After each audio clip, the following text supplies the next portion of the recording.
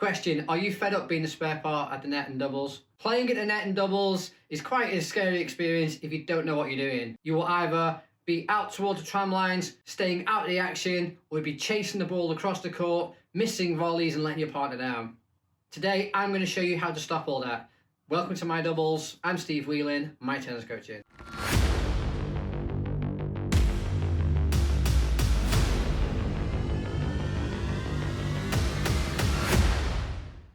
Do I poach or do I leave the ball? This is a question I get asked quite a lot when I'm coaching. What should I go for? What should I leave? Today, I'm going to tell you when to poach and when to stay. There are two types of net players in doubles. The kamikaze player, the player who will go across the net and try and intercept absolutely anything. The problem with this type of player is they'll leave themselves exposed. They'll go for shots they can't quite make and miss the volley, or they'll miss the ball completely and leave huge gaps and spaces on the court. The second type of club player is the passenger, the player who will stand out towards the outside tram line.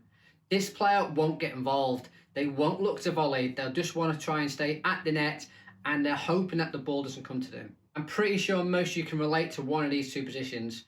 Very rarely at club level do you see a very competent net player, the player who knows when to go for the volley and when to stay. The first thing we need to do is stop watching the ball. A lot of coaches will teach players to watch the ball and move with the ball. The problem is the ball's not going to tell you an awful lot. For example, a lot of coaches will tell you when the ball goes wide, you should move out wide and cover your tram line to stop the ball going down the line. But like we've shown you in the last couple of videos, that's a very difficult shot. Your opponent's not going to hit that shot an awful lot. In the previous video, we talked about 85% of the shots are going to go back cross court. So why would you move out wide and again isolate yourself and take yourself out of the game? Don't watch the ball. What do we watch? The secret is to watch the opposing baseliner. They're going to tell you everything you need to know. And it's just one simple question. Are they comfortable or are they uncomfortable? If your opponent is comfortable, then the truth of the matter is they can hit the ball anywhere they want. They can smash the ball down the line. They can hit the perfect lob. They can go back cross court. They can hit angles. When your opponent is comfortable, you have to defend your space. But ultimately what you have to do is watch the line and be wary of that ball coming back cross court. But what's comfortable? Comfortable is three main things: balance, time and space. If your opponent has balance, time and space, they can hit the ball absolutely anywhere they want.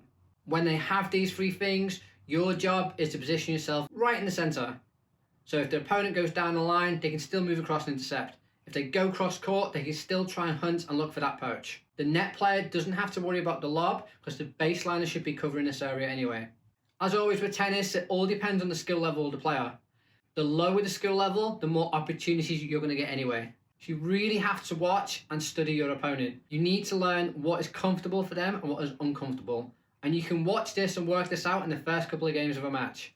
If your opponent is uncomfortable, now we have the opportunity to poach. Uncomfortable is the polar opposite to what we talked about being comfortable.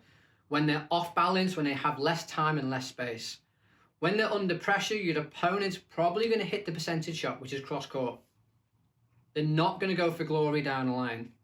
Once you see the opponent is under pressure, you can start to move across and take control of the center of the court. Now you're in the prime position to intercept that volley. Again, timing's everything. You don't want to move far too early. You almost want to hit just before contact so you can move across. You're not giving anything away to your opponent. And this should be the basic strategy of you and your partner.